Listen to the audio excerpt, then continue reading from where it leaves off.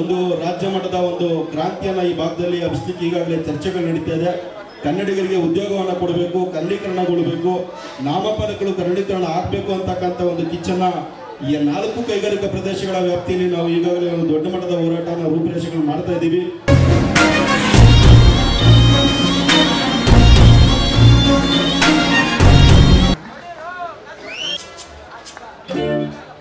ಧನ್ಯವಾದಗಳನ್ನ ಸೂಚಿಸ್ತಾ ಇದ್ದೀನಿ. ಮತ್ತೊಮ್ಮೆ ಮಾತುಗಳನ್ನ ಕಾರ್ಯಕ್ರಮಕ್ಕೆ ದೀಪದ ಬೆಳಕಿನ ಉದ್ಘಾಟನೆಯನ್ನ ನಮಗೆ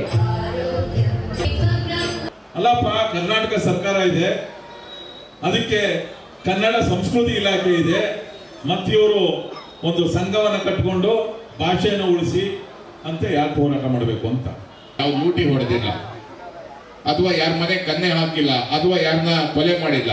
ಕನ್ನಡಕ್ಕಾಗಿ, ಕನ್ನಡಿಗರಿಗಾಗಿ ಹೋರಾಟ ಮಾಡಿರುವಂತ ಕನ್ನಡ ಹೋರಾಟಗಾರರ ಮೇಲಿರುವಂತಹ ಕೇಸ್ಗಳನ್ನ ವಾಪಸ್ ಪಡಿಬೇಕು ಅನ್ನೋ ಒತ್ತಾಯವನ್ನು ಅನೇಕ ಸಂದರ್ಭದಲ್ಲಿ ಮಾಡ್ತಾ ಇರ್ತೀವಿ. ಹಾಗಾದ್ರೆ ಕನ್ನಡ ಪರ ಸಂಘಟನೆಗಳು ಇವತ್ತು ಅವಶ್ಯಕತೆ ಇದೆ ಅಂತ ಅಲ್ವಾ? ಕನ್ನಡ ಉಳಿದ್ರೆ ನಾವೆಲ್ಲ ಉಳಿತೀವಿ. ಮಹಾತ್ಮ ಗಾಂಧಿಯವರು ಒಂದು ಮಾತನ್ನ ಹೇಳ್ತಾರೆ, ಒಂದು ಭಾಷೆ ನಾಶ ಆದ್ರೆ ಒಂದು ಸಂಸ್ಕೃತಿ ನಾಶ ಆಗುತ್ತೆ, ಒಂದು ಸಂಸ್ಕೃತಿ ನಾಶ ಆದ್ರೆ ಒಂದು ಜನಾಂಗ ನಾಶ ಆಗುತ್ತೆ, ಒಂದು ಜನಾಂಗ ನಾಶ ಆದ್ರೆ ಇಡೀ ಪರಂಪರೆ ನಾಶ ಆಗುತ್ತೆ ಅಂತ. ಹಾಗಾದ್ರೆ ಕನ್ನಡ ಪರ ಸಂಘಟನೆಗಳು ಇವತ್ತು ಅವಶ್ಯಕತೆ ಇದೆ ಅಂತ ಅಲ್ವಾ? ಕನ್ನಡ ಉಳಿದ್ರೆ ನಾವೆಲ್ಲ ಉಳಿತೀವಿ. ಕರ್ನಾಟಕ ರಕ್ಷಣಾ ವೇದಿಕೆ ಸ್ವಾಭಿಮಾನಿ ಕನ್ನಡಿಗರ 12ನೇ ವರ್ಷದ ಕರ್ನಾಟಕ ರಾಜ್ಯೋತ್ಸವ ಕಾರ್ಯಕ್ರಮವನ್ನು ಅತ್ತಿಬೆಲೆ ಕೈಗಾರಿಕಾ ಪ್ರದೇಶದಲ್ಲಿ ಹಮ್ಮಿಕೊಳ್ಳಲಾಗಿತ್ತು. ಇನ್ನು ಕಾರ್ಯಕ್ರಮದ ಉದ್ಘಾಟನೆಯನ್ನು ರಾಜ್ಯಾಧ್ಯಕ್ಷರು ಪ್ರವೀಣ್ ಕುಮಾರ್ ಶೆಟ್ಟಿ ಅವರು ಚಾಲನೆ ಕೊಟ್ಟರು. ರಾಜ್ಯ ಕಾರ್ಮಿಕ ಘಟಕದ ಅಧ್ಯಕ್ಷರು ಅಂಬರೀಶ್ ಅವರು, ರಾಜ್ಯ ಉಪಾಧ್ಯಕ್ಷರಾದ ಪುನೀತ್ ರವರು, ಅತ್ತಿಬೆಲೆ ಗೌರವ ಅಧ್ಯಕ್ಷರಾದ ದೇಸಾಯಿರವರ ಮಾರ್ಗದರ್ಶನದಲ್ಲಿ ಆನೇಕಲ್ ತಾಲೂಕು ಕಾರ್ಯಾಧ್ಯಕ್ಷರಾದ ಗುಡ್ಡಹಟ್ಟಿ ನವೀನ್ ಗೌಡರವರು, ಆನೇಕಲ್ ತಾಲೂಕು ಉಪಾಧ್ಯಕ್ಷರು ಬಿಎಂ ಗಿರೀಶ್ ರವರು ಮತ್ತು ವಿನೋದ್ ರವರ ನೇತೃತ್ವದಲ್ಲಿ ಚಿರಾಗ್ ಇವೆಂಟ್ಸ್ ಮತ್ತು ಪ್ರೊಡಕ್ಷನ್ ರವರಿಂದ ಸಂಗೀತ ರಸಸಂಜೆ ಕಾರ್ಯಕ್ರಮವನ್ನು ಹಮ್ಮಿಕೊಳ್ಳಲಾಗಿತ್ತು. ಇನ್ನು ಕಾರ್ಯಕ್ರಮದಲ್ಲಿ ಕರ್ನಾಟಕ ರಕ್ಷಣಾ ವೇದಿಕೆಯ ಅಧ್ಯಕ್ಷರು, ಉಪಾಧ್ಯಕ್ಷರು, ಎಲ್ಲ ಸದಸ್ಯರು ಹಾಗೂ ಸಾರ್ವಜನಿಕರು ಭಾಗಿಯಾಗಿದ್ದರು.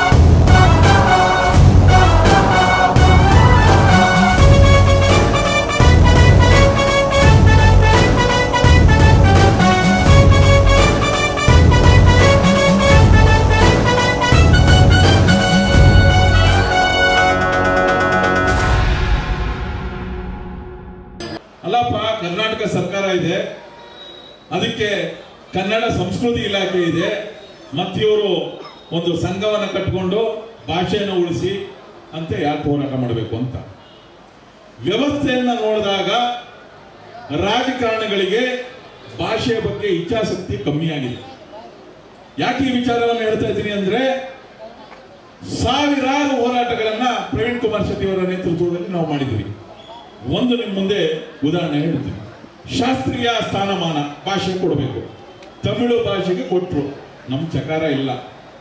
ಆದರೆ ಅಲ್ಲಿ ಯಾರೂ ರಸ್ತೆಗಳಿಲ್ಲ, ಹೋರಾಟ ಮಾಡಲಿಲ್ಲ. ಪಕ್ಷಾತೀತವಾಗಿ ಅಲ್ಲಿನ ಸಂಸದರು ಸಂಸತ್ನಲ್ಲಿ ಹೋರಾಟವನ್ನು ಮಾಡಿದ್ರು, ನಮಗೆ ಶಾಸ್ತ್ರೀಯ ಸ್ಥಾನಮಾನ ಕೊಡಿ ಅಂತ. ಆದ್ರೆ ನಮ್ಮ ರಾಜಕಾರಣಿಗಳು ಯಾರಾದ್ರೂ ಮಾಡಿದ್ರ? ಯಾರು ಮಾಡಲಿಲ್ಲ.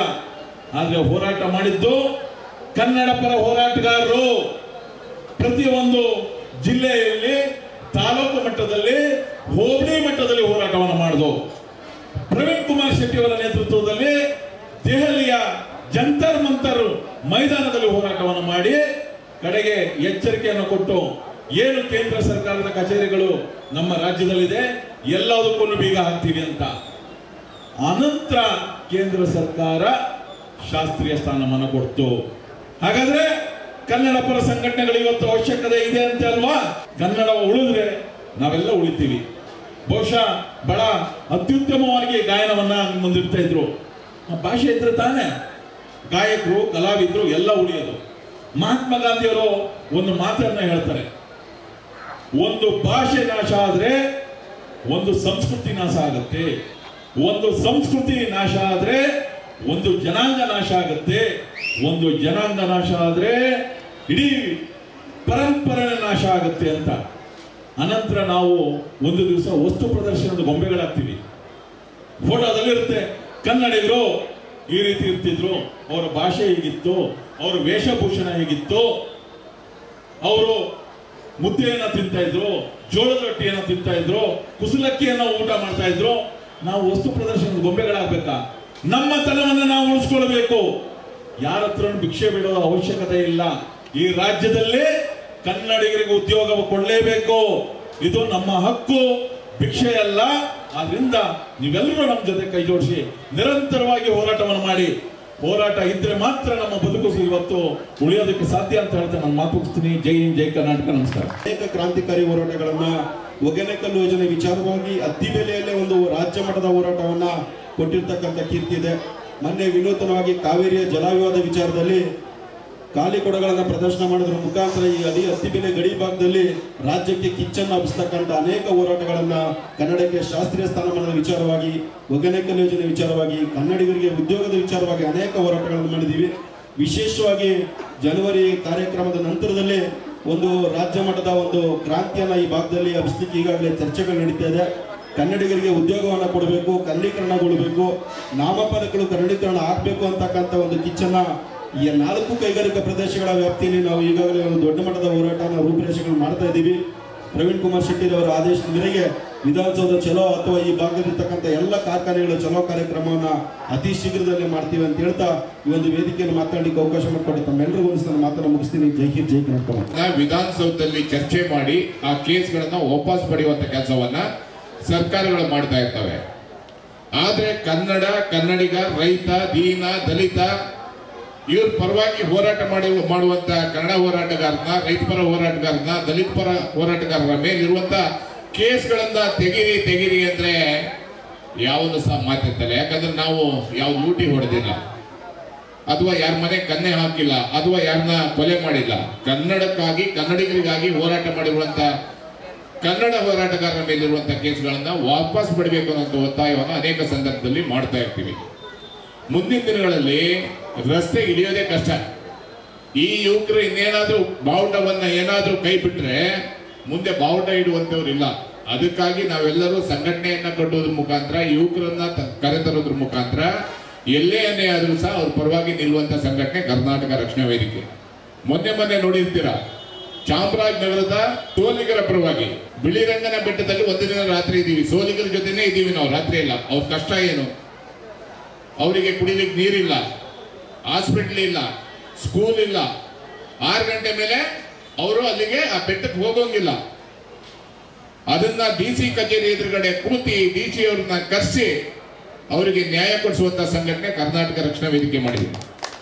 ಸೋಲಿಗರೆ ಅಂದ್ರೆ ಅವ್ರಿಗೆ ಜೈಲಿಗೆ ಹಾಕ್ಬೇಕು, ಜೈಲಂಗಿದ್ದಂಗೆ. ಬೆಟ್ಟ ಅಂದ್ರೆ ಅವ್ರ ಬೆಟ್ಟದಲ್ಲೇ ಉತ್ಪತ್ತಿ ಅವ್ರದ್ದು. ಇವತ್ತಿನಿಂದಲ್ಲ, ಅವರು ತಲಾಂತರದಿಂದ ಬೆಟ್ಟದಲ್ಲೇ ಹುಟ್ಟಿರುವಂತದ್ದು, ಕಾಡಲ್ಲೇ ಹುಟ್ಟಿರುವಂತದ್ದು, ಕಾಡಲ್ಲಿರುವ ಉತ್ಪತ್ತಿಯನ್ನೇ ಅವರು ಸಂಪಾದನೆ ಮಾಡುವಂತವ್ರು. ಅಂತವರ ಪರವಾಗಿ ನಿಲ್ಲುವಂತ ಸಂಘಟನೆ ಕರ್ನಾಟಕ ರಕ್ಷಣಾ ವೇದಿಕೆ.